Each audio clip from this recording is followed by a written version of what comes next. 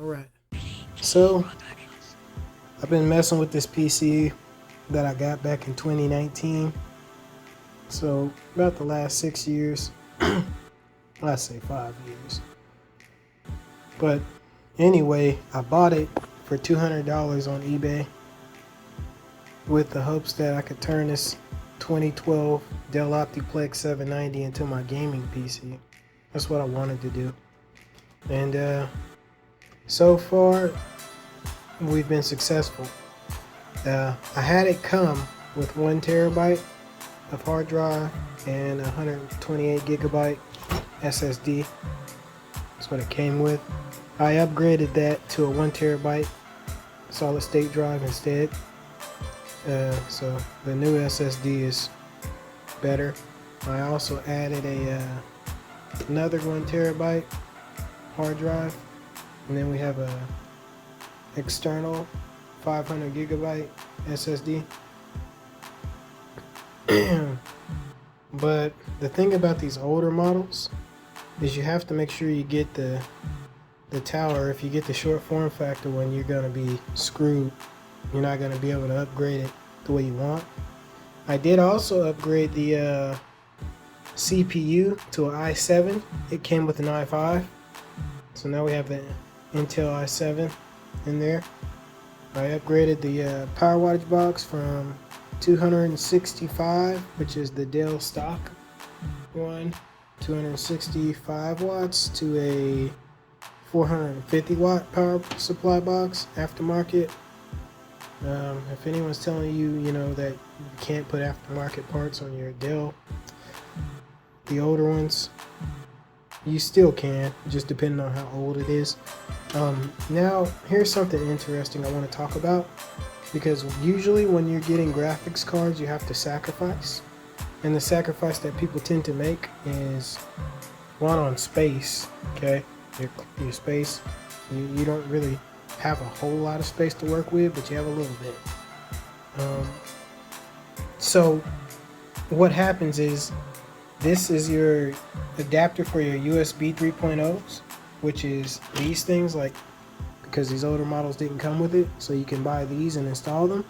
But the problem is, usually when you're running a gaming PC and you install the graphics card, the bigger, more demanding ones that are not low profile, they will take up this space, right? So the big graphics card inserts here, but it also covers over this space, which is where this is supposed to go.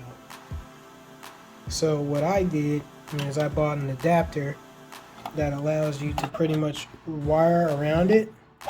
See? That's those same little two pieces that are right there. They're on here. And you just end up putting these in, running a USB to here, and then you insert, can't see it too well because it's black, there we go, some light. Then you insert these into this. That way you can move it out the way once you put in your graphics card and stuff. And this is fairly flat, so it's pretty much in line with this. It's so far I haven't had any issues, but I've been using this AMD RX 560. I've been using this one for a while, and you can get around that with this. And then I've recently been using this as the GTX 1650, and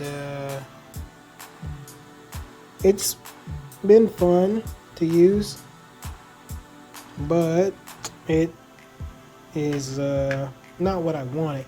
I wanted the 1650 Super, because that's the most powerful one that this old dinosaur can run without me having to tear out the hard drive cage, right? Because any bigger, because you can still run a bigger one, but now you're running the risk of having to take out stuff out of your hard drive cage. And also, an i7 is only going to be as strong as an i7 can be, and that's the most powerful thing that these dinosaurs can run. So I wouldn't recommend putting a more demanding graphics card than this, because after you go past the 1650 Super, it starts causing issues for the CPU. So your stronger graphics card and your okay CPU is going to be beefing. But I'd say the power dynamic is the most balanced if you go 1650 Super with the i7 on a Dell Optiplex 790 anyways. I'm no professional, I'm just some regular guy that got educated on this stuff because this is what I wanted to do. I got tired of buying new consoles. I had a PlayStation 5 for 2 years, never played it one time. I pawned it and forgot to get it out of the pawn shop, and I don't have it anymore. So yeah, I didn't know much about graphics cards initially, so I bought this GT 790 low profile graphics card thinking that I was going to be able to play games on it. I was actually able to run Risk of Rain 2, No Reload Heroes, and Tekken 7 on lowest graphics settings. Also Warframe on lowest graphics settings. I would like to say that this is the equivalent of a Nintendo Switch as far as like what you can expect in like graphic quality. You're not, this is not designed for gaming. This is for videos and like software, low end. Then from there, when I went to the computer store, they laughed at me and they gave me this, which was the RX, the AMD RX 560. And then here recently, this year, I wanted to finally finish my PC, so I came and got this 1650. And today, in the mail, just came the 1650 Super. And I can't wait to put this big beefy bastard inside my PC and see how it goes. But yeah, that's pretty much the rundown on everything that I added to my PC here. And we can talk price now. Give me a sec. Actually, before that, I just had to quickly put this in. And when I tell you it is a extremely tight fit, like it's a tight fit. Like you almost run out of space trying to put this bad boy in. Also, of course, if you're gonna have anything like the 1650, some 1650s don't, but the one I got here does. Some 1650s you won't have to put an external power supply if it's just a regular 1650, but if you get a 1650 Super, you will. Because when I was looking, the reason why I was even recommended to get a 1650 is because it was something that you should be able to put into your PC without having to upgrade your power supply. But I wanted the Super, so it was a necessary evil, and I ordered this mistakenly thinking it was a Super when it wasn't. So I got to use that for a while. It's been fun, but now I actually got the Super in, and you can see how much bigger the Super is compared to what I had in there originally. So yeah, let's get you in there. Sorry, I cannot operate and hold a phone at the same time. I can't walk and chew bubblegum. Now, as far as my thingy over here, it's not pretty, but it's in there. That's that USB thing. Like I said, my old dinosaur has been used and abused. But the good news is it's a supercomputer, and if somebody came in my place, they think it's just some old beat up dinosaur. They wouldn't think it was worth taking. So now she's back where she normally goes.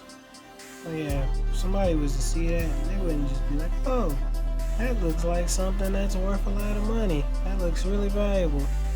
Nope, it just looks like a good old dinosaur.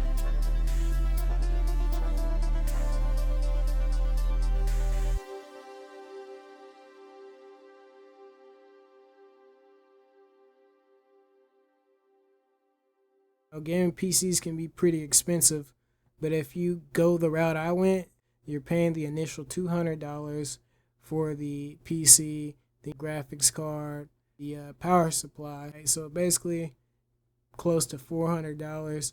Now, when you order the PCs from like eBay or wherever you may order them, they give you options. So you can just get one that will run you around $200 that already comes with the i7.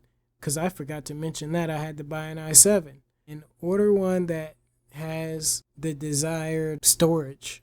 Okay, and I would recommend you go with an SSD because you're going to end up wanting to go to that eventually anyway. So if it's like I say, I'm just some guy and I found all this stuff out in trial and error through my own ignorance. So I'm saying if I can do it, anyone can do it. And if I can just give you advice to give you a heads up on the shit so you can save yourself some time, that's the whole point of what I'm trying to do with this video.